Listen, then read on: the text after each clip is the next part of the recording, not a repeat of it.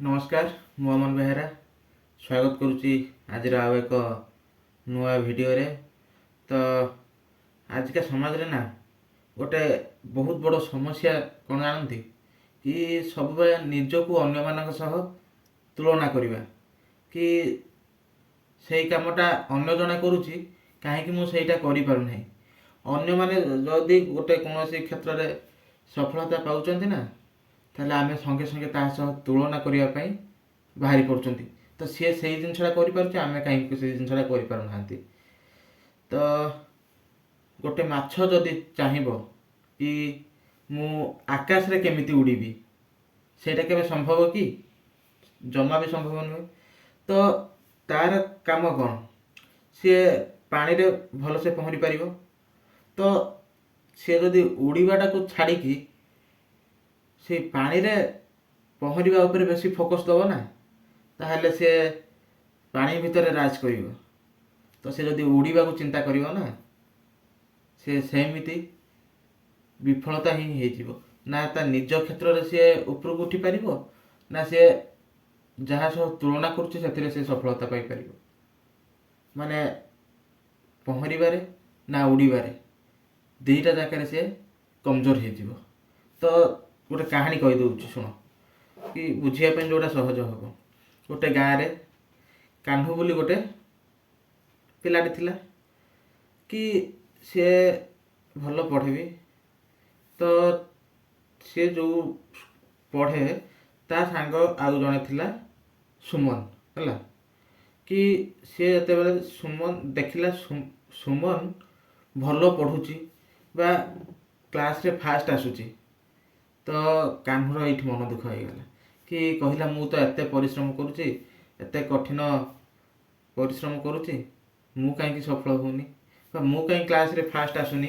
तो से सुमन कहीं फास्ट आसुची। तो एमती से सब बेले तुलना करे निजको अन्य मान सह। तो पुणी तांको गाँव रे आउ जड़े धनी श्रेणी व्यक्ति तार ताकू देखिकी भावे कि खास मुझे भाया धनी होता कि एमती अन्य अन्य भेराइटर लोक मान से सब निजक तुलना करे। तो तांको गाँ को दिने जड़े बाबाजी आसिले किछि दिन रहिले समस्ते जाती पाखक निज निजर समस्या को लेकिन से बाबाजी जन को गाँव लोक मैंने दादाजी दादाजी बोली डाकती।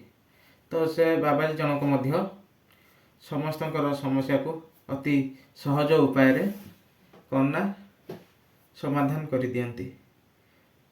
कान्हू भी गला दिने तो सी जाकि एमती सबता निज कहानी कहला कि सब बेले मु अन्य मान को देखिले से जो क्षेत्र में सफलता होची तो मु सेटा कहीं करि पारु नहीं। तो सही बाबाजी जनक कौन कहले ना कि काली सकाळू से निकट गाँ निकट थी से जंगल पाखक आस मु तुमको तुम समस्यार समाधान करईदेवी। ता परदिन सकाळू कान्हू जाकि पहुँचे बाबा मध्य जाकि अपेक्षा करिसंती। तो कान्हू जते बेले बाबा को देखिकी पचारे कि समस्यार समाधान कौन।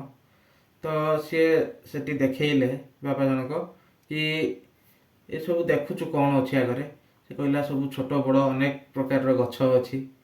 तो ता भितर बर गछ भी अच्छी ता भितर नड़िया गछ भी अच्छी एमती अनेक सारा गछ अच्छी। तो सी कहले कि देख यहाँ कौन ना नड़िया गछ से नड़िया गछर जदि एबे कहब कौन ना मु बर गछ बोली कहीं बृहत्काय हेलेनी। तो से बर गछ जदि भाव ये मु कहीं से नड़िया गछ बोली डेंगा हेलेनी कि मोर फल गुड़ाक कहीं बड़ बड़ है छोट छोट है। तो ये कौन हम यहाँ के संभव हो कि कहले नाई। तो कहले हो एटा तो है तो चल आ गोटे जगह को गोटे पाखरे से पोखरीटे थिला। तो सी से जगह को लेकिन गले कि देखले या भितर कौन अच्छे ना माछ पहरुची आकाश रे कौन होची ना गोटे पक्षीटे उड़ीकी गला ताकू मध्य बाबाजी देखले कान्हू को। तो यही कहले କି ଯଦି ପକ୍ଷୀ ସିଏ ତା ଉଡ଼ିବା ଉପରେ ଧ୍ୟାନ ଦେଉଛି ତ ମାଛଟା ଯଦି ତା ପହଁରିବା ଉପରେ ଧ୍ୟାନ ଦେଉଛି ତାହେଲେ ସେମାନେ ନିଜ ନିଜ କ୍ଷେତ୍ରରେ ସେମାନେ କ'ଣ ହେବେ ନା ସଫଳ ହେବେ। ଯଦି ମାଛଟି କହିବ ମୁଁ ଉଡ଼ିବି, ଯଦି ମାଛଟି କହିବ ମୁଁ ଉଡ଼ିବି ଆଉ ଯଦି ପକ୍ଷୀଟି କହିବ ମୁଁ ପାଣି ଭିତରେ ପହଁରିବି, କ'ଣ ଏଇଟା କେବେ ଯୁକ୍ତିଯୁକ୍ତ ନା ଯଥାର୍ଥ ଏହା ଭିତରେ ଅଛି? କିଛି ନାହିଁ ନା।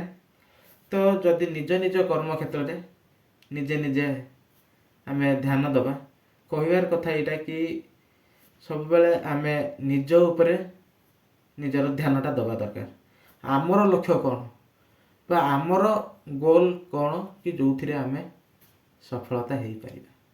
ତ ଅନ୍ୟ ଜଣେ କ'ଣ କଲା ସେଇଟାକୁ ଦେଖିକି ଆମେ କପି କରିବା ବା ସେଇଥିରେ ଆମେ କାହିଁକି ସଫଳ ହେଲେନି, ସେଇଟା କେବେ ବି ଠିକ୍ ନୁହଁ।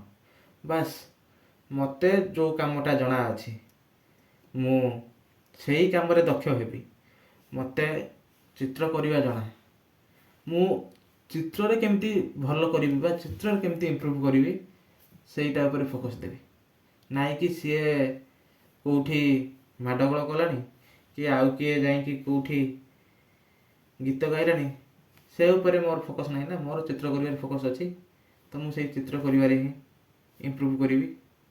ତ ମୋତେ ଯଦି ଏବେ ଯାଇକି କେଉଁଠି ନେଇ ଛାଡ଼ି ଦିଆଯିବ, କହିବ କି ତୁ ଗପଟେ ଲେଖ, ମୋ ଦ୍ୱାରା ସମ୍ଭବ ନୁହେଁ ସେଇଟା।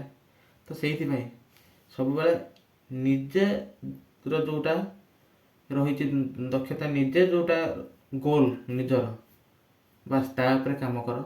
ଅନ୍ୟମାନଙ୍କ ସହ କେବେ ବି ତୁଳନା କରନି। ଯଦି ଏ କାହାଣୀ ଆପଣମାନଙ୍କ ଜୀବନରେ କିଛି ସୁଧାର ଆଣିଥାଏ ତ ନିଶ୍ଚିତ ଆପଣମାନେ କମେଣ୍ଟ ମାଧ୍ୟମରେ ଆପଣମାନଙ୍କର ସୁନ୍ଦର ମତାମତ ଜଣାଇବେ। ରହିଲି, ନମସ୍କାର।